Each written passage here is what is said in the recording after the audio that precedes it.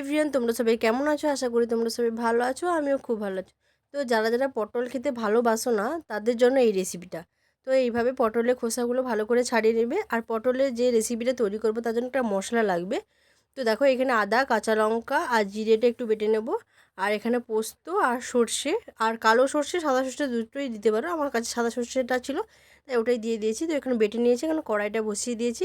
আর ছুলে রাখা ওই পটলগুলো এখন কড়াইতে তেল দিয়ে ভালো করে গরম হয়ে গেলে এবার পটলগুলো দিয়ে ভালো করে লাল লাল করে ভেজে নেব।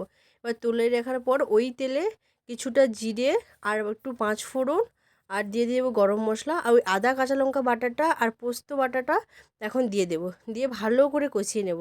কষানো হয়ে গেছে, এখানে জল দিয়ে হলুদ একটু দিয়ে আবার একটুখানি কষাতে থাকবো। তো এখানে কিন্তু আমি কোনো গুঁড়ো লঙ্কার ব্যবহার করব না, কাঁচা লঙ্কা যেহেতু দিয়েছি। তো দেখো, এখানে পুরোটাই নিরামিষ করব। আর এখানে ভেজে রাখা পটলগুলো ওপর থেকে দিয়ে দিয়েছি। এবার ভালো করে মিক্সড করে নেবো, মানে মাখিয়ে নেবো। ওখানে দেখো আমার কষানোও হয়ে গেছে। আর ওপর থেকে বাটা মশলার জলটাও দিয়ে দেবো। দেখো কত সুন্দর টকবক করে ফুটছে। আর ওপর থেকে একটু